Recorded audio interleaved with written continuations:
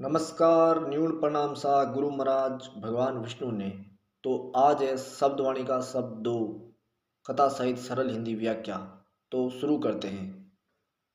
एक समय समरातल के स्वामी श्री गुरुदेव जम्बेश्वर भगवान धोरों के थल के ऊपर शमशीन थे और राजा के ऊँटों के वर्ग गोल को डाकू लोग जबरदस्ती करके जंगल से चरते हुए ग्वालों की मौजूदगी में ही भगा ले गए। और जिस थल के शिखर पर श्री गुरु जम्बेश्वर भगवान बैठे थे, वहाँ से ही वे डाकू निकले और चरवाहे लोग उन डाकू लोगों के पीछे आ रहे थे। उन्होंने महाराज को देखा और महाराज से प्रार्थना करी। कहा, हे सच्चे देव, आप कृपा करके हमारे ऊँटों के गोल को इन धाड़ेती लोगों से छुड़ा दो। इस पर श्री देव ने उनसे कहा कि हे ग्वालों, तुम सारे अपनी अपनी लाठियों को अपने पैरों के बीच में दबाओ। जिस प्रकार घोड़े के ऊपर सवार होते हैं और अति शीघ्र से अति जोर से आवाज़ लगाते हुए उन चोरों के पीछे भागो। ये आज्ञा महाराज की पाकर ग्वालों ने ऐसा ही किया और उन धाड़ेतियों को अपने पीछे ग्वालों की एक बड़ी भारी सेना आती है ऐसा प्रतीत हुआ। डाकू भयभीत हो गए। वर्ग को छोड़ना ही हितकर होगा, ऐसा विचार कर वे वर्ग को छोड़कर भाग गए। कुछ ग्वाले राजभवन की तरफ भागे वर्ग चुराए जाने का समाचार देने के लिए। तो राजपुत्र उन सांडों को छुड़ाने के अर्थ बहुत से मनुष्यों को एकत्र करके और शीघ्र घमंड करने वाली ऊँट घोड़ों आदि सवारियों पर सवार होकर भागे और जहाँ से वर्ग चोरी हुआ जहाँ वह गए उसी की जंगल में राजपुत्र आया और सांडों के वर्ग को वहीं पर चरते पाया। ग्वालों से पूछा कि उन ऊँटों को डाकू लोग से किसने छुड़ाया।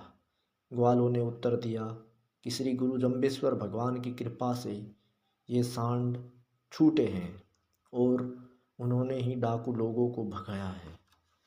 ग्वालों के इस कथन को श्रवण करके राजपूत लोग कुछ तो सवारियों पर आरूढ़ हो रहे और कुछ एक राजपुत्रादि सवारियों से उतरकर श्री जम्बेश्वर भगवान के समीप गए और प्रणाम करके महाराज जी की आज्ञा पाकर संत मंडली में बैठ गए।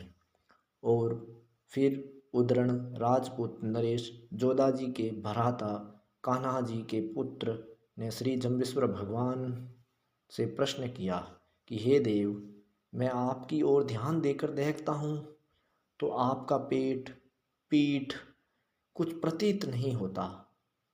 ये आपका आश्चर्यजनक स्वरूप देखकर मैं अति विस्मय को प्राप्त हूँ।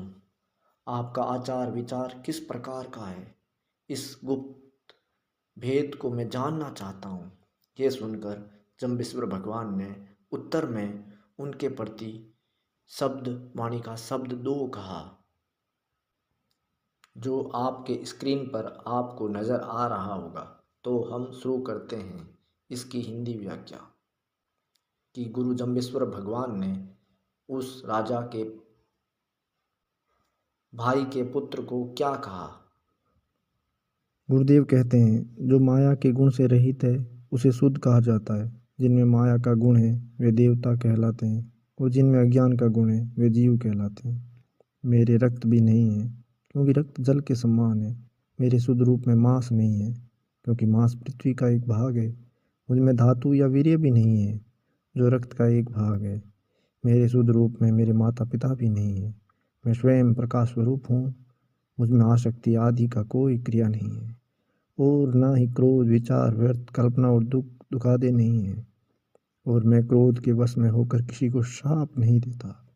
सांसारिक दृष्टि से मैं शरीरधारी प्रतीत होता हूँ किंतु वास्तव में मैं अशरीर हूँ। मैं तीनों शरीरों का प्रकाशक अथवा त्रिलोकी का साक्षी हूँ। मेरे अतिरिक्त तीनों शरीरों का कोई साक्षी नहीं है।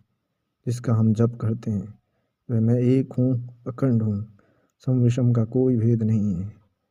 मैं परम ब्रह्मा जिसके जप से जन्म मरण का चक्र नहीं लगता। मेरी उत्पत्ति को कोई नहीं जान सकता। जैसे पर्वत में धुआं देकर अग्नि का अनुमान होता है, वैसे ही ब्रह्मांड में मेरे विचित्र कार्य को देखकर मेरे अवतार का अनुमान होता है। जैसे अनुमान से राम कृष्ण जैसे अवतारों का पता चलता है। सृष्टि की रचना में जो दुख होता है वह मेरे ही स्वरूप में कल्पित है।